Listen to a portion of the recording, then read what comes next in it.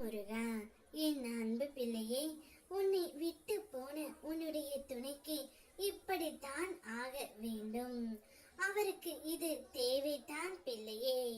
உன்னை விட்டு சென்ற உன்னுடைய உறவு இது நாள் வரை பல கஷ்டங்களை அனுபவித்துக் கொண்டு இருக்கின்றார். எத்தனையோ சோகங்களையும் கஷ்டங்களையும் துரோகங்களையும் மனதில் நிலைத்து கொண்டு இருக்கின்றார். அவை யாவுமே இப்பொழுது உன்னுடைய துணைக்கு நடக்கின்றது பிள்ளையே. உன்னை விட்டு போன பிறகுதான் உன்னுடைய அருமை அவருக்கு புரிகின்றது. எவ்வளவு கஷ்டம் உனக்கு வந்த போதும் நீ அனுதினமும் என்னிடம் வேண்டுவது, நீ எதிர்பார்த்து காத்திருந்த அந்த உறவு என்னை தேடி வர வேண்டும் என்றுதான். நிச்சயம் உன்னுடைய வேண்டுதல்கள் ஏற்கப்பட்டது பிள்ளையே. நீ எந்த உறவுக்காக காத்து கொண்டு இருந்தாயோ, எந்த உறவு உன்னுடைய அருகில் இருந்தால் உன் மனமும் நீயும் சந்தோஷம் அடைவாயோ, அதே உறவை உன் அருகில் நான் வரவைப்பேன். எவ்வளவு சோதனைகள் கஷ்டங்கள் தருகின்ற பொழுதும் நீ அந்த உறவை நினைத்து கொண்டு இருக்கின்றாய். அந்த உறவு என்னிடம் வந்துவிட்டால் நான் எந்த கஷ்டத்தையும் எளிமையாக தாங்கிக் கொள்வேன் என்று என்னிடமே நீ கூறினாய்.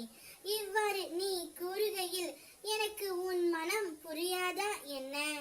அந்த உறவு உன்னுடைய வாழ்க்கைக்கு எவ்வளவு முக்கியமானது என்று எனக்கு தெரியாதா என்ன? அதனால் தான் அந்த உறவை உன்னிடம் கொண்டு வந்து சேர்க்க போகின்றேன். நீ அவருடன் மகிழ்ச்சியாக வாழ வேண்டும். இதுவே இந்த அப்பாவின் மிக பெரிய ஆசை. உன்னுடைய வாழ்க்கையில் நீ இழந்தது அனைத்துமே உன்னை வந்தடையும். அதுவரை பொறுமையாக இரு. என்னை முழுமையாக நம்பி காத்திரு.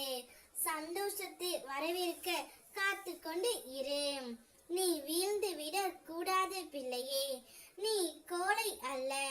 உன்னை பற்றி விமர்சிப்பதற்கு 3 காரணங்கள் இருக்கின்றன. அவர்களால் உன்னுடைய தரத்துக்கு வர முடியாத பொழுது, உன்னிடம் இருப்பது அவரிடம் இல்லாத பொழுது, உன்னை பிரதி செய்து அவர்களால் வீழ்த்த முடியாத போது, ஏனென்றால் நீ எப்போதும் என் பிள்ளையாகவே இருப்பதால் உன்னை எதுவுமே செய்ய முடியாது பிள்ளையே.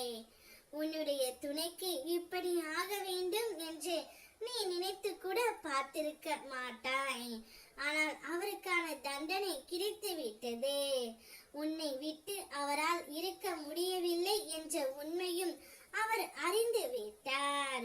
இனி உன்னை தேடியும் நாடியும் வருவார். நீயே எனக்கு போதும் என்று அவரது வாயால் கூறுவார். நீங்கள் இருவரும் ஒன்றாக இணைய போகின்றீர்கள். ஓம் முருகா.